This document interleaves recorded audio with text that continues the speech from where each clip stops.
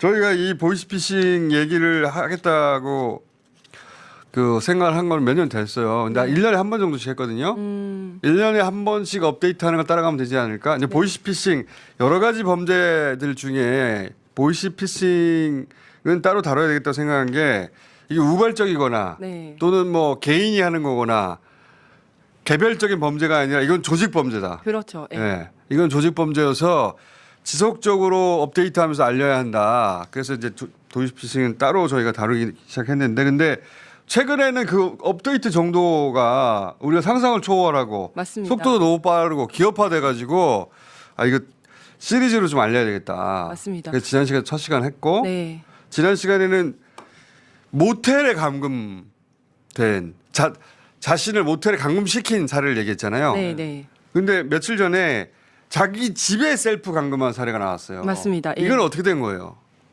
네. 네, 실질적으로 그 과거에는 이제 지금 특히 젊은 여성들 대상으로는 예. 주로 이제 모텔이나 이런 부분에 이제 투숙하게 하는데 예.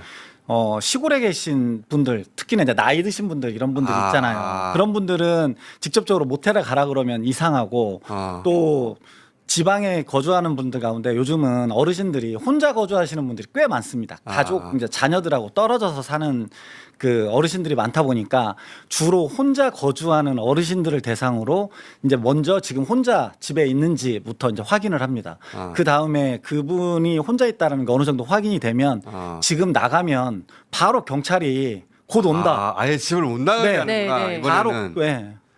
그래서 그 부분에 대해서 경찰이 곧 올 텐데 오는 이유가 당신 때문에 여기에서 중요하게 생각하는 게 당신 때문에 당신의 자식들까지 이게 공범으로 연루가 될 수 있다. 그래서 절대로 연락하면 안 된다. 아, 그러니까 자식한테 연락을 일단 못하게 한다. 네. 물어볼까봐. 네. 네네네. 얘야 이런 전화 왔는데 물어볼까봐. 그래서 그런 부분 때문에 부모 입장에서는 아 이게 나 하나로 이게 범죄에 연루된 것이 그치. 아니고 자식이 제일. 자식한테까지 그렇게 근데 될수 자식이 있다면 없을 수도 있는데. 쉽게 이제 얘기를 하기 자식이 못하죠. 없을 수도 있죠. 근데 이제 네. 얘기를 할 때 그 피해자의 심리를 이용해서 이 사람을 고립을 시키려고 합니다. 그런 거죠. 그래서 제일 처음에 수십만 명의 뭐 피해자가 발생을 했는데 당신 때문에. 당신 때문에 구속시켜 버리겠다. 근데 당신 때문에라는 건 당신 명의가 도용당했다. 도용이 됐다. 당신 그리고 도용이 됐다가 아니라 네가 한 거 아니냐라고 하는 겁니다. 처음에는? 네. 네가 했잖아. 무슨 도용이 됐어? 네가 했잖아라고 이야기를 하니까 아. 제가 한 거 아닌데요. 바짝 쫄아 있는 거죠. 그러면 지금부터 약식 조사로 전환을 할 테니까 아. 아무도 없는 독립 공간으로 가야 된다. 그러니까 당시 내가 억울하게 만든 다음에 네. 나 지금 뭐 누명 썼나 보다. 그러니 심리적으로 위축을 시키고 네.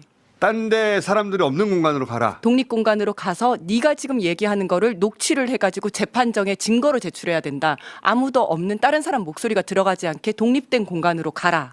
라고 하면서 이제 모텔을 가든지 문을 잠그라고 하든지 하는 겁니다. 근데 이제 그 여성의 케이스는 모텔이었고 네네. 네. 그리고 이 노년층은 집에서 문을 잠궈라. 문을 그렇죠. 잠그고 네. 있어라. 왜냐하면 외부인하고 접촉을 하면 안 된다. 그리고 경찰이나 검찰에서 다른 우리가 지금 당신을 도와주기 위해서 지금 하고 있는데 당신이 지금 경찰을 만나게 되면 그 사람은 당신을 분명히 체포할 것이다. 그러면 우리가 도움을 줄 수가 없다. 그러니까 경찰이 혹시 신고해가지고 네. 경찰이 와도 문 열어주지 말라고. 네, 네. 네, 네. 그리고 자식한테 물어보지 말라고. 네. 철저히 고립시키는 거예요. 고립시킵니다. 그래서 아까 말씀하신 것처럼 자식한테 연락 오면 지금부터 누구한테든지 수사 내용을 발설을 하면 공범으로 취급하겠다. 그게 수사 내용을 말하지 마라. 네, 수사 내용을 말하지 마라. 이거는 특급 비밀이고 엠바고 뭐 이런 얘기하면서 누구한테 전화하거나 와서 이야기를 하면 다 공범으로 취급하고 증거 인멸하는 걸로 알겠다라고 얘기하니까 경찰이 전해봐 소용이 없네. 소용이 없는 겁니다.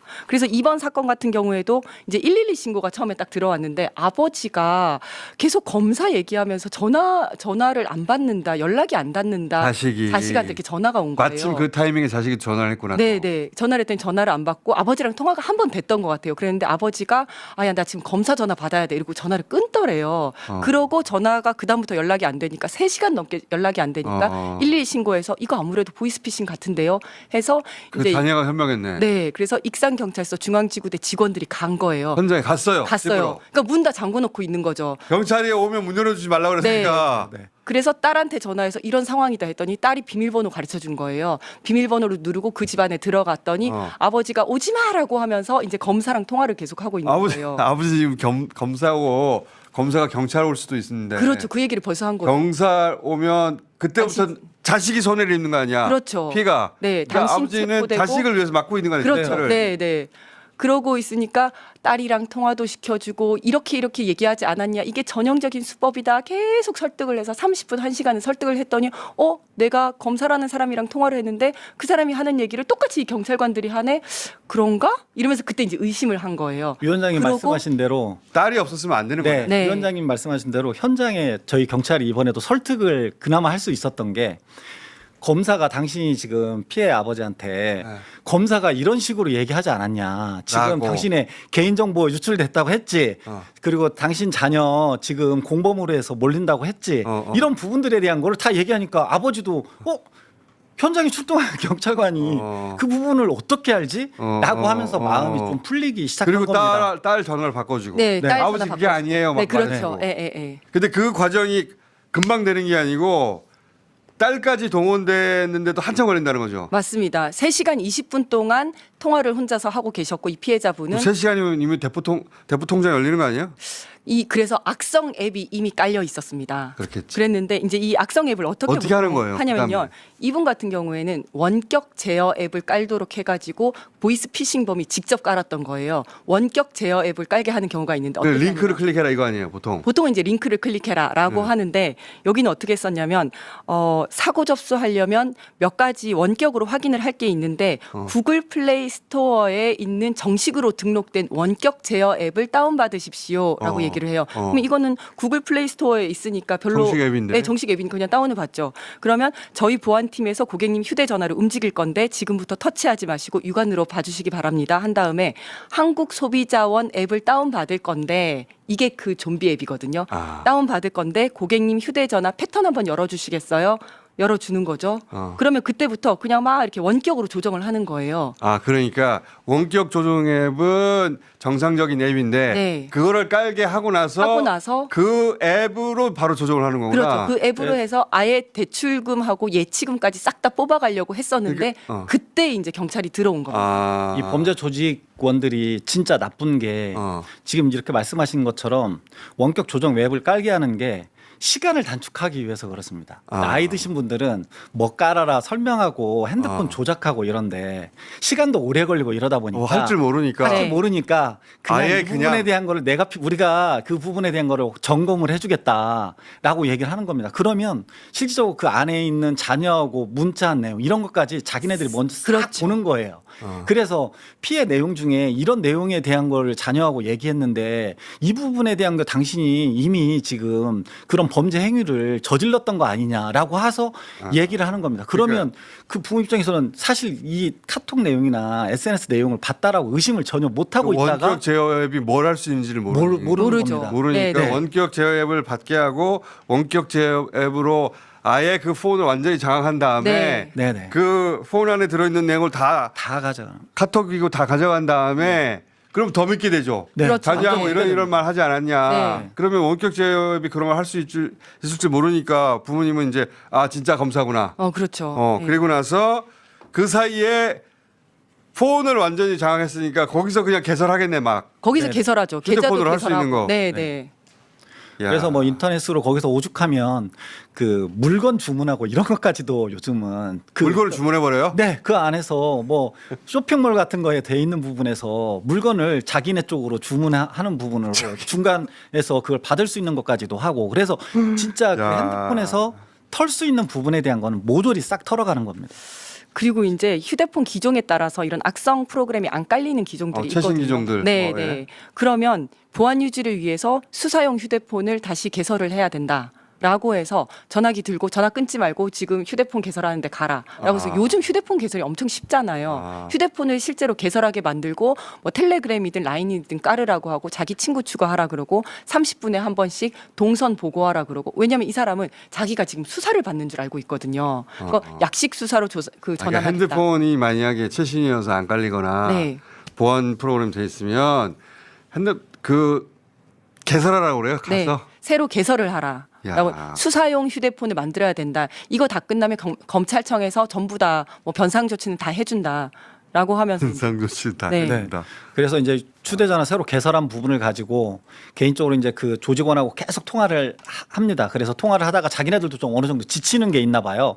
지치고 그러면 그 피해자를 혼자 둬야 되지 않습니까? 그래서 혼자 두면서 그 사람의 심리를 지배하기 위해서 요즘은 실제로 저도 그래서 반성문 쓴 내용을 봤는데 반성문이요? 그 안에서 어. 반성문을 쓰게 합니다. 반성문을 쓰게 하는 게 모텔 같은데 가라고 해서 반성문을 쓰게 합니다. 아, 이게 네가 전화 뭘 통화 잘못- 계속 하는 건 자기들도 자기는 힘드니까 네, 네, 힘든 겁니다. 자기가 끊고 네. 그 사이에 반성문을 써두세요. 네. 네네. 그래서 반성문을 써서 검찰에 제출하면 나중에 기소유예를 받거나 마치 우리가 탄원서 쓰는 형식으로 그렇죠. 하는 네. 부분을. 그래서 이분은 자기가 실질적으로 범죄에 가담도 안 했는데 뭐라고 썼냐면 자기가 개인정보를 잘못한 것 때문에 다른 많은 사람들에게 진짜로 피해를 줬습니다. 그러니까 그분은 완전히 심리적으로 지배가 된 겁니다. 그래서 마치 자기의 개인정보가 와. 이용이 된 걸로 확신을 하고 반성문을 그렇게 씁니다. 와. 완전히 가스라이팅이 된 거죠. 내가 잘못을 안 했어도 이거 잘못했고 저거 잘못했고 쓰다 보면 진짜 잘못한 것처럼 느껴지잖아요. 자, 그러면 그때 내세우는 신분들이 첫째 검사, 검사, 그다음에 또 금융감독원. 금융감독원. 네. 그렇게 해서 금융감독원이 주로 이제 굿캅 역할을 하고 어. 검사가 배드캅 역할을 하면서 둘이 달래고 얼르고 하는 겁니다. 그 한 사람이 하는 게 아니다. 네. 옛날에는 한 사람이 했고 그렇죠. 제가 한 십몇 년 전쯤에 네. 저는 보이스피싱 전화를 받아본 적이 있어요. 십몇 년 네, 전쯤에. 네. 정확하게 기억은 안 나는데 그때 목소리는 그 이거는 발음이 조선족인데 뭐 네. 금융 관련해서 물어보는 맞아요. 거예요. 티가 났잖아요. 네, 그때 네. 티가 났어요. 좀만 네. 들어보면 아 이게 조선족 발음 조선족인데 그래서 잠깐 일로 와보실래요? 그쵸? 제가 네. 잠깐 일로 와보실래요? 그러면 제가 유지재단 그쪽을 깨닫고 그러면 슬슬슬 목소리를 바꿔요. 그리고 너 어디인 중국? 네.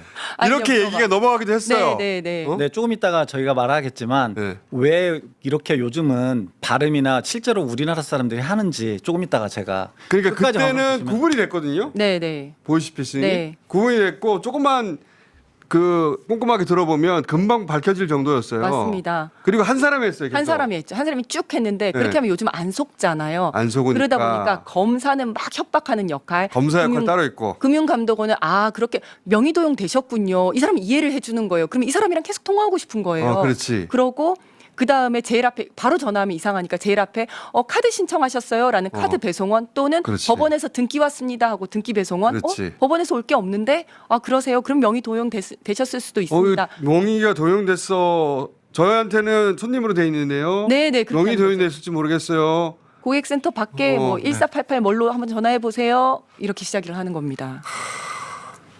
그러니까 3명, 4명이 동원되는 거고 맞습니다. 예, 이제는 한국 사람 정확한 발음을 한다는 거잖아요. 정확하게 그렇습니다. 근데 그 사람들 중에 또 최근에 나온 보도에 보면 그 사람들은 캄보디아에 네. 직업을 그 좋은 일자리를 구하러 갔다가 거기서 감금된 사례 이런 거 있다면서요. 맞습니다. 이번에 해외 와. 감금돼서 보이스피싱에 연루되었던 14명이 한국인 14명 구출했다라는 기사가 기사. 나오고 있는데요.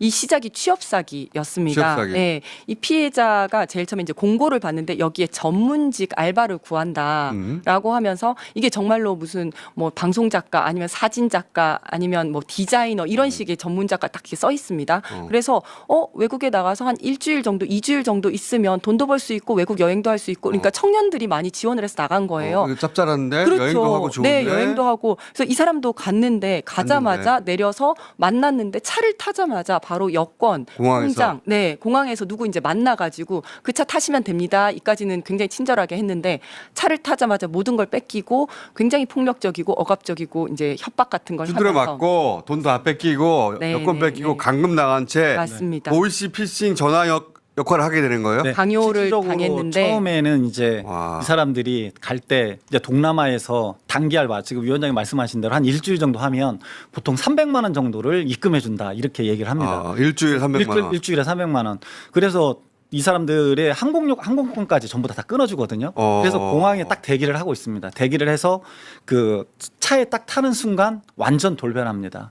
돌변해서 너 가지고 있는 거 바나나. 이미 신분증, 뭐 인감증명서, 통장 다 압수합니다. 와. 다 압수해서 자기네들 조직으로 들어가서 이 부분에 대해서 이제 처음에는 바로 이제 일을 안 시킵니다. 그러니까 보이스피싱 그 부분으로 투입을 안 시킵니다. 처음에는 이제 실제로 교육하듯이 교육도 하고 또 이 부분에 대해서 동의를 하는지 안 하는지를 사전에 이제 그 치밀하게 이 사람들에게 계속 심리적으로 압박을 하고 겁을 주면서 계속 유도를 합니다. 그 다음에 한 번 딱 발을 들이면 너는 이제부터는 공범이다. 그러면서 영상 찍어놓고 이런 부분으로 해가지고 너 여기서 나가볼 수 있으면 나가봐. 그런데 사람들이 우리나라도 아니고 외국에 나가서 거기에서 탈출을 한다는 생각을 하기가 사실은 그러니까 어딘지 쉽지 모르는 데서 않습니다. 감금된 네. 채로 감금된 채로 거기 콜센터에서 일을 하는 거 아니에요? 네, 네, 그렇죠. 매뉴얼에 따라. 맞습니다. 근데 이 사건 같은 경우에는 어떻게 밝혀지게 됐냐면 어떻게 밝혀졌어요? 네, 8월 초에 이 자녀가 집에 들어와야 되는데 한국으로 귀국을 하기로 했는데 귀국을 안 한 거예요. 그 아버지가 깜짝 놀라서 무슨 일 있나 경찰에 신고를 하고 근데 신고를 전화도 안 하면 받고. 네, 네. 그래서 영사 콜센터를 통해 가지고 이제 대사관으로 연락이 되다 보니까 아버지께서 시간이 너무 많이 걸릴 것 같다라고 하면서 본인이 평소 지지하던 박찬대 의원실에 전화를 한 거예요. 박찬대 의원님한테 연락을 한 거예요. 해서 얘기를 했더니 이게 8월 초였거든요. 얼마 안 됐어요. 네, 네. 그래서 박찬대 의원님이 듣더니 이거 굉장히 큰 문제인 것 같다. 비서관을 한 명 지정을 해가지고 네가 이걸 전담해서 좀 알아봐라. 박찬대 의원 초대해야 되겠다 이거. 네, 네, 네. 그렇게 해가지고 연락을 해봤더니.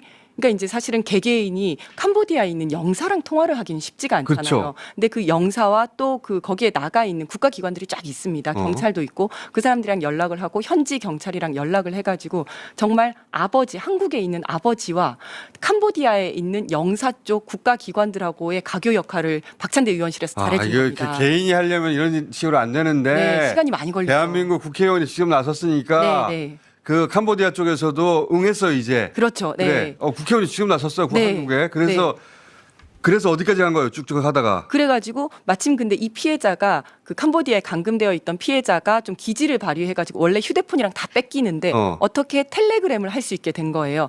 아버지한테 텔레그램을 한 거예요. 어머나. 나 여기에 뭐가 보이고 어떻게 뭐 공항에서 어느 정도 온 것 같고 막 이런 걸 보낸 거예요. 아버지도 그렇고 자식도 현명했네요, 굉장히. 굉장히 현명하셨고 용기 있었고 그래서 이 아버지가 이 박찬대 의원실을 통해서 이런 내용이 왔습니다. 네, 그럼 박찬대 의원실은 이 내용을 그 영사한테 알려주고 왜냐하면 이 피해자와 영사는 직접적인 연락이 안 됐잖아요. 그렇지. 네, 그래서 이 사이에서 요 가교 역할을 해가지고 이제 딱 그 급습을 한 거죠. 캄보디아 그러니까 경찰. 그렇다면 캄보디아 쪽에서는 알 테니까 네. 그런 게 보였고 그렇다면 그런 시설이다. 네. 해서 급습을 해서 구출한 거예요? 구출을 한 거죠. 근데 너무 다행인 와.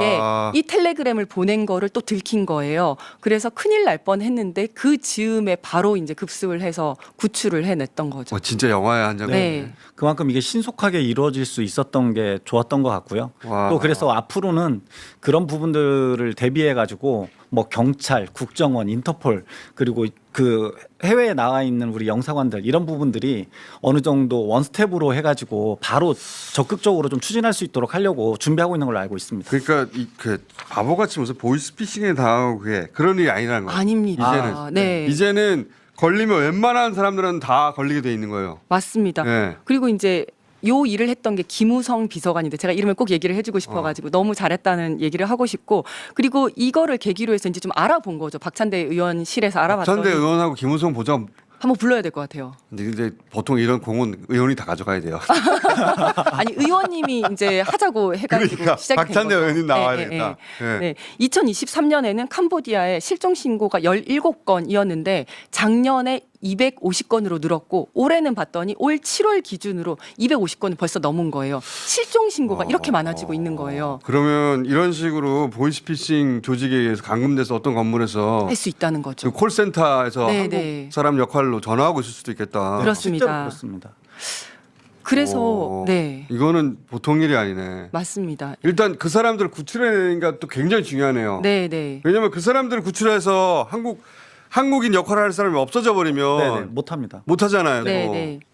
그래서 와. 사실 이제 급습한 다음에 어쨌든 이 사람들도 다 보이스피싱 조직에 연루되어 있으니까 일단 가서 조사를 다 받았습니다. 예. 야, 네가 원해서 한 거 아니야? 조사를 받았는데 조사하다 보니까 아, 이 사람들은 진짜 억류돼서 피해자들이구나 이래가지고 다 이제 한국으로 보낸 거거든요. 캄보디아까지 가서 보이스피싱 콜센터 하고 싶은 한국 사람 누가 없어요. 있겠습니까, 진짜. 네. 그 사람들 근데 이제 수사하니까 그런 과정을 쭉 거쳤더니 다 네, 다 피해자다. 그러면 이 사람들을 통해서 기법들을 또 확 알 수 있겠다. 그렇죠. 네. 근데 정말 이렇게 자기도 모르는 사이에 공범이 되는 경우가 굉장히 많거든요. 우리나라에서도 이런 경우가 많습니다. 그러니까 고수익 단기 알바라고 해서 이거 전달만 해주면 뭐 20만 원 준다라고 하는데 그게 사실은 뭐 이렇게 수납하는 데 쓰는 저기거든요. 그냥 보이스피싱 공범으로 다 들어가게 되는 겁니다. 이거 매주 해야 되겠어 당분간. 그래서 이게 보이스피싱 위원장님 말씀하신 대로 보이스피싱에 자기가 그 지금 일을 하고 있다라고 안 하게 하기 위해서 요즘은 또 어느 정도까지 하냐면 내가 지금 그 직장에 있는데 중고거래로 중고차를 샀다. 그래서 중도금을 내가 지금 받기로 했는데 대신 좀 가서 좀 받아와라. 이렇게 말하면 그 피해자도 뭐라고 얘기를 하면서 주냐면 제가 그 중고차 사기로 해가지고 이거 중도금 드리는 건데 좀 전달해 주십시오. 그러면 본인이 보이스피싱의 중간책으로 연결책으로 해서 수금책이 지금, 되는 거거든요. 수금책이 됐는데 일도 모르는 채. 본인이 아예 모르는 겁니다. 네.